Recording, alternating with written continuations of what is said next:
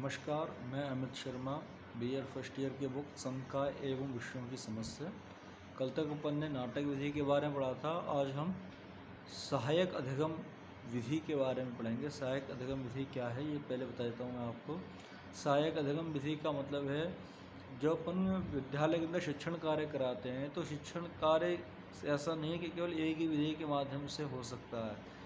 उन विधियों के साथ साथ हमें कुछ एक्स्ट्रा करिकुलम वर्क भी करना पड़ता है जिससे कि बालक अच्छी तरह से सीख सकते हैं, क्योंकि एक विधि की माध्यम से यदि अपन विद्यार्थियों को पढ़ाएंगे तो विद्यार्थियों को बोरियत महसूस होती है, उनमें इंटरेस्ट क्रिएट नहीं होता। इसलिए हम जो शिक्षण विधियों के माध्यम से अध्ययन कराते हैं उन शिक्षण विधियों के साथ साथ हमें कुछ एक्स्ट्रा वर्क करना पड़ेगा, कुछ एक्स्ट्रा विधियों का निर्माण हमें करना पड़ेगा।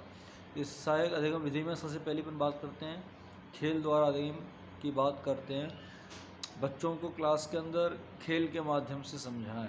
खेल बहुत अच्छी चीज़ है क्योंकि बच्चों का सबसे ज़्यादा इंटरेस्ट खेलों में रहता है, प्लेइंग में रहता है। इसलिए खेलों के माध्यम से बच्चों को समझाया जाए। इस प्रकार के गेम्स का निर्माण किया जाए जो बच्चों के शैक्षिक स्तर को बढ़ाएं।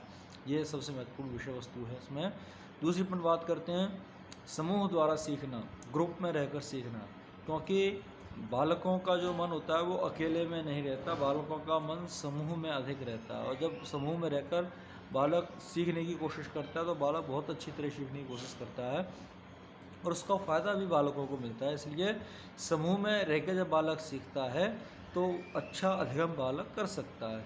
तीसरी अपन बात करते हैं सामूहिक प्रतियोगिता द्वारा अधिगम। सामूहिक प्रतियोगिताओं की अपन बात करते हैं। आपको सामूहिक प्रतियोगिता का मतलब है विद्यालय में कुछ विशेष प्रकार की प्रतियोगिताओं का आयोजन करते रहना चाहिए और वो जो प्रतियोगिता है वो सामूहिक रूप से होनी चाहिए। जो भी स्टूडेंट जितने भी विद्यार्थी हैं, जितनी क्लास तक का विद्यालय चलता है, माध्यमिक है, उच्च माध्यमिक है, तो सभी प्रकार के विद्यार्थी प्रतियोगिताओं में भाग ले सकें। इस प्रकार के कार्यक्रम कराए जाने चाहिए जिससे विद्यार्थी अच्छी तरह से सीखेंगे।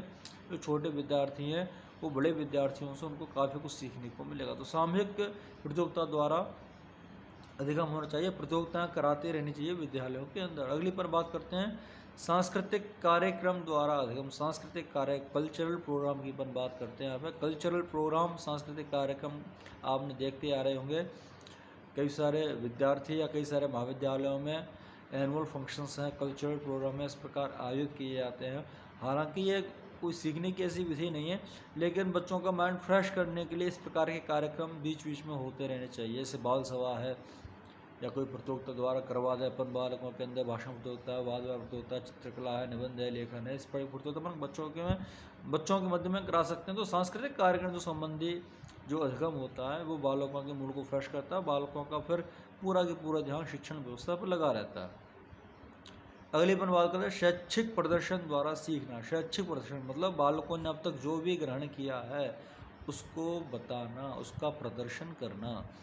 क्योंकि ऐसा देखने में आता है कि यदि शैक्षिक प्रदर्शन बालकों का होता है तो संबंधित जो अगली जो क्लास है उस क्लास में ग्रो अप करने से पहले अपन अध्यापक ये सीख सकेगा कि बालकों ने कितना ग्रहण कर लिया है और बालकों ने कितना ग्रहण नहीं किया है, या बालक के लिए कोई अतिरिक्त कक्षाओं की आवश्यकता रहेगी या नहीं रहेगी। इसलिए शैक्षिक प्रदर्शन द्वारा सीखना, क्यों बालकों का जैसे बालक जब एक क्लास को पास आउट करते हैं दूसरी कक्षा में आते हैं तो उससे पहले उनका एक शैक्षिक प्रदर्शन होना चाहिए प्रत्येक। हालांकि एग्ज़ाम में उनका एक शैक्षिक प्रदर्शन के रूप में है, लेकिन क्लास के अंदर वो अपने आप को किस प्रकार से रिप्रेजेंट करते हैं, किस प्रकार से अपनी प्रस्तुति देते हैं, ये सबसे महत्वपूर्ण रहती है। उनके जो अंदर के हेजिटेशन वगैरह जो होती है उसको मिटाना सबसे महत्वपूर्ण काम होता है। इसलिए शैक्षिक प्रदर्शन द्वारा सीखना महत्वपूर्ण रहता है। अगली पर बात करते हैं शैक्षिक मेलों की बात करते हैं। शैक्षिक मेलों के द्वारा बालकों को बहुत कुछ सीखने को मिलता है। जैसे कि हमारे देश में समय समय पर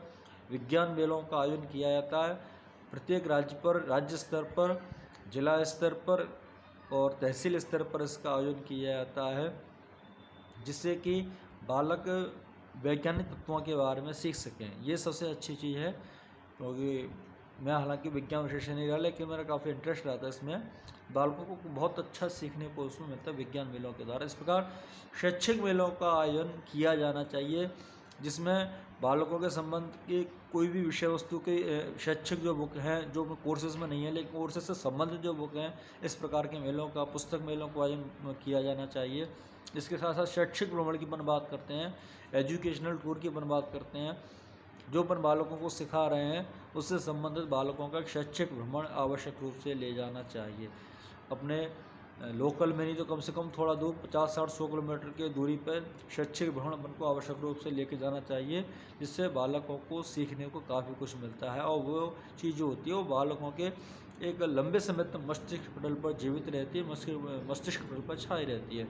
इसलिए शैक्षिक भ्रमण बहुत अच्छा एक सहायक अधिगम विधि के बारे में है। ये सारी विधि सहायक अधिगम विधि को एक बालकों के शिक्षण व्यवस्था को उच्च स्तर पर लेके जाती है। इसलिए ये जो विधि सहायक अधिगम विधि बच्चों के शिक्षण के लिए बहुत अच्छी है। आज के लिए इतना ही, धन्यवाद।